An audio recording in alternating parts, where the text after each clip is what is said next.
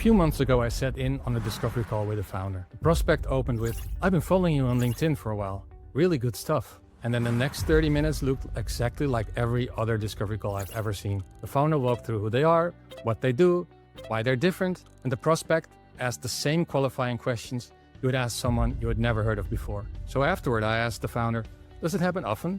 He thought about it and said, "Yeah, actually.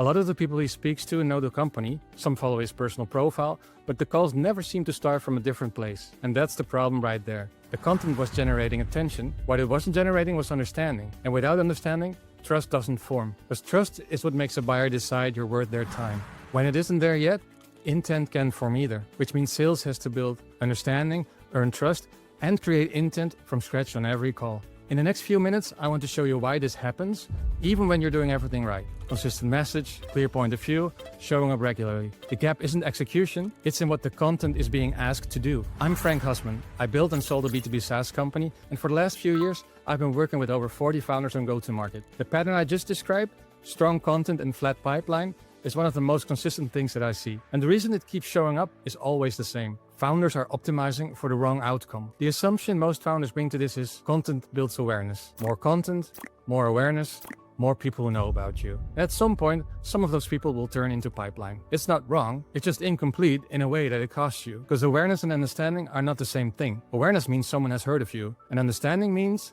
they know what you believe about their problem, why the common approaches fail, and why your way of thinking about it is different. One gets you a follow, and the other one gets you a conversation. Because most content is optimized for awareness. It's short, punchy, and broad. It's designed to reach as many people as possible, and the metrics everyone watches, reach, impressions, follower growth, they're all awareness metrics. They tell you how many people saw your name. They tell you nothing about how many people now understand your thinking. This matters because of how B2B buying decisions work. Dream Data tracks deal journeys, not surveys. Real data from real buying cycles. Their 2026 benchmark shows that 81% of the research phase happens before sales gets involved. And the average buying journey is 272 days. 9 months of a buyer reading your content, comparing you to competitors, forming a view, before your sales team picks up the phone. And during those 9 months, a sequence has to happen for a deal to become even possible. The buyer needs to understand the problem in a new way, ideally in your frame. And from that understanding, trust forms. And from trust, intent.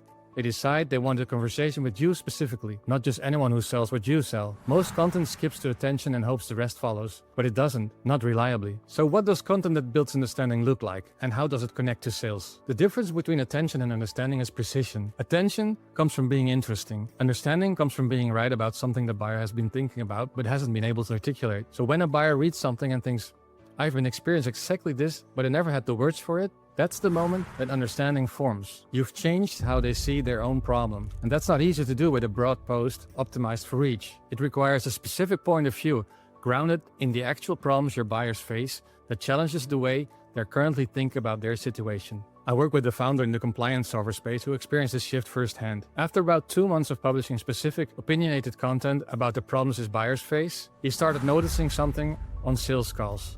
Prospects were coming in with a position already formed. Not just, "I've heard of you," but "I read your post about X and I've been thinking about it." They were arriving with a frame for their own problem that he had given them through content. The call started 30 minutes further along than they used to. That's not attention working, that's understanding working. And it changes the entire dynamic of the sales conversation. Because most founders think about content as a funnel. Awareness at the top, more specific content in the middle, and conversion content at the bottom. The buyer moves through each stage in a sequence. It's a clean model, but buyers just don't cooperate with it. Buyers are non-linear. They read 5-year posts, ignore the next 3, come back 6 weeks later for a video, read a long article after that, and they move at their own pace, through whatever content they find, in whatever order they find it. A funnel assumes you control that sequence, but you just don't. What compounds is a loop. Each piece of content deepens understanding a little further. As understanding grows, trust builds. And as trust builds, intent eventually forms. And when intent forms, that buyer starts looking for an excuse to reach out, or to respond to outreach in a completely different way than a cold prospect would. And the loop also compounds in another direction, back into content itself. Because when sales is talking to buyers, they're hearing things. Which questions come up before someone feels comfortable moving forward? Which competitor keeps getting mentioned? Which language buyers use to describe their own problem? And that intelligence, fed back into the content creation, makes the next piece sharper. The content gets better at building understanding because it's learning from the conversations it's enabling. And here's another example. We work with Ivor, the co-founder of Isoplanner, and he described this without quite naming it. He said, "I'm very happy with the huge amount of content you guys can create based on a 1-hour interview, and I'm excited to do more interviews so that this process can continue to grow our pipeline. The monthly interview captures what's on the founder's mind from their market conversations, the objections, the comparisons, the questions buyers keep asking, and that becomes content. The content builds understanding in the next buyer who reads it, and that buyer comes into a sales call further along, and the loop sharpens with every iteration. That's the difference between a funnel and a loop. A funnel tries to push buyers through stages you've defined. A loop creates the conditions for buyers to move themselves, deeper into understanding, deeper into trust, until intent forms on their own timeline. And because each loop feeds the next, the whole system gets more effective over time without proportional increases in effort. The founders who see content drive pipeline aren't creating more content, they're creating content that changes how buyers think about their problem and letting sales pick up from that new starting point. So what does it cost when marketing is feeding attention instead of understanding? When content builds attention, sales has to rebuild trust from scratch on every call.